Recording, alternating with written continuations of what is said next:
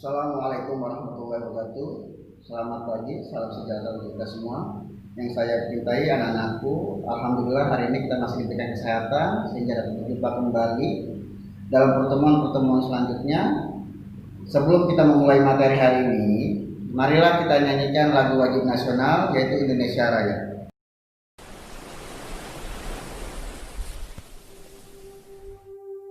Indonesia, tanah airku, tanah tumpah darahku. Di sanalah aku berdiri, jadi pandu ibuku.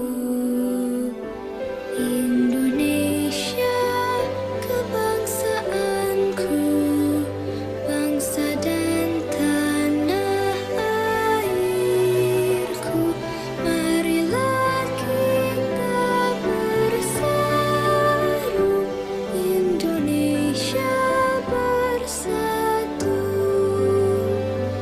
Hiduplah tanahku, hiduplah negeriku, bangsaku, rakyatku semuanya. Bangunlah jiwanya, bangunlah badannya untuk Indonesia Raya. Indonesia Raya, merdeka, merdeka, tanahku, negeriku yang ku cinta. Indonesia Raya, merdeka, merdeka, hiduplah Indonesia Raya. Indonesia Raya, merdeka, merdeka, tanahku, negeriku yang ku cinta. Indonesia Raya, merdeka, merdeka, hiduplah Indonesia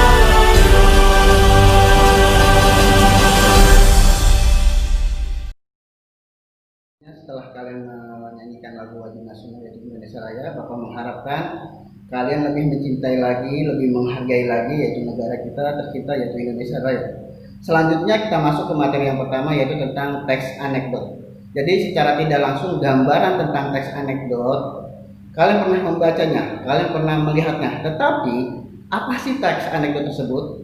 Jadi pengertian daripada teks anekdot ialah cerita singkat yang di dalamnya berisi unsur kelucuan dan memiliki maksud untuk melakukan sebuah kritikan.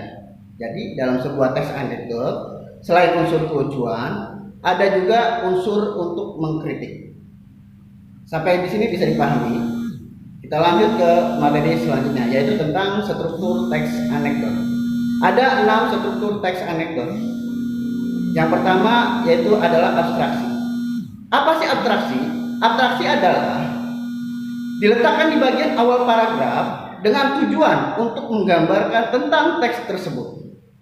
Jadi abstraksi itu diletakkan di bagian awal paragraf. Selanjutnya yaitu orientasi. Orientasi adalah awal kejadian pada sebuah cerita. Jadi masuk ke awal cerita. Selanjutnya yang ketiga yaitu event. Event adalah rangkaian peristiwa yang terjadi di dalam teks cerita. Baik, kita masuk ke struktur yang keempat yaitu tentang krisis.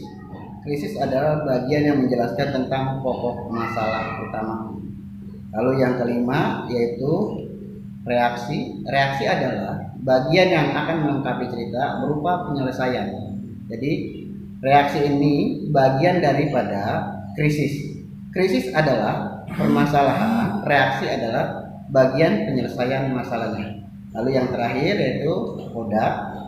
Koda adalah bagian yang menutup sebuah cerita dalam teks anekdot. Sampai di sini bisa dipahami anak-anakku? Setelah struktur teks anekdot, kita masuk ke ciri-ciri daripada teks anekdot. Ciri-cirinya yang pertama, teks anekdot bersifat humor atau lelucon.